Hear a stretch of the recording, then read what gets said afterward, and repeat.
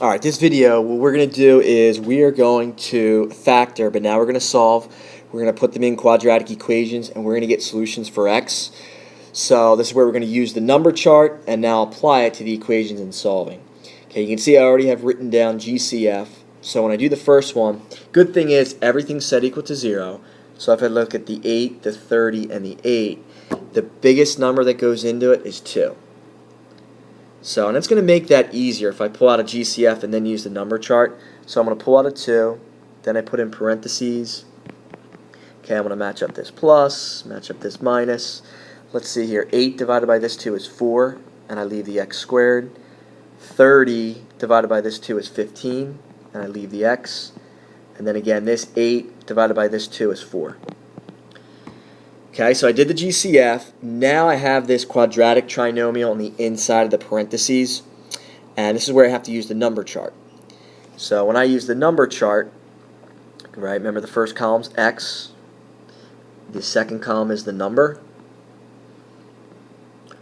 Okay, and then remember after we cross multiply, I want it to equal the middle coefficient, which in this case is the 15x. Alright, now what I'm going to do is I'm going to make a mistake starting out. A lot of these, when you do the number chart, you don't get the answer right away. That's fine. It's good to make mistakes. Then you just try different options for your different factors. So if I look, I have the same term. I have a 4 and a 4. So my factors for 4, I'll just write up here are what, 1 times 4 and 2 times 2. So I have 2 pairs of factors. So since this is 4 for the x squared, I'm going to try 2 and 2. So 2x and 2x. Now, I'm actually going to make a mistake here, so you don't have to take this down. Now, since this is a negative, this is telling me that my two numbers here, one's going to be negative, one's going to be positive.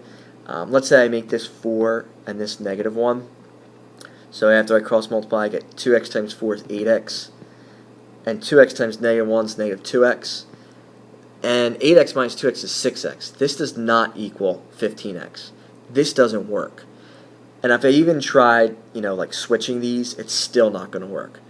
So what this is telling me, let's try 2.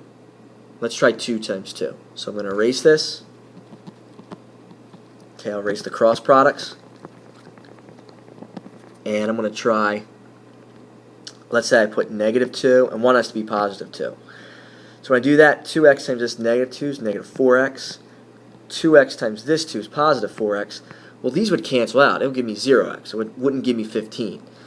So I tried every option for this column here with the numbers.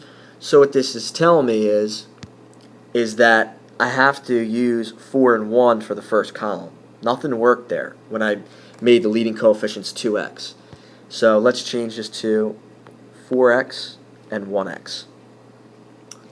Okay, let's see if this works. Okay, let's erase this. Okay, and let's use these same numbers. So if I use these same numbers, let's see, 1x times this negative 2 is negative 2x. 4x times this 2 is 8x. It still doesn't work. Negative 2x plus 8x is 6x. So what I'm going to try for that second column is 4 and 1. I've already been through 3 or 4 options and haven't gotten it yet. But that's alright. I'm still going to try the other options. Alright. Oops.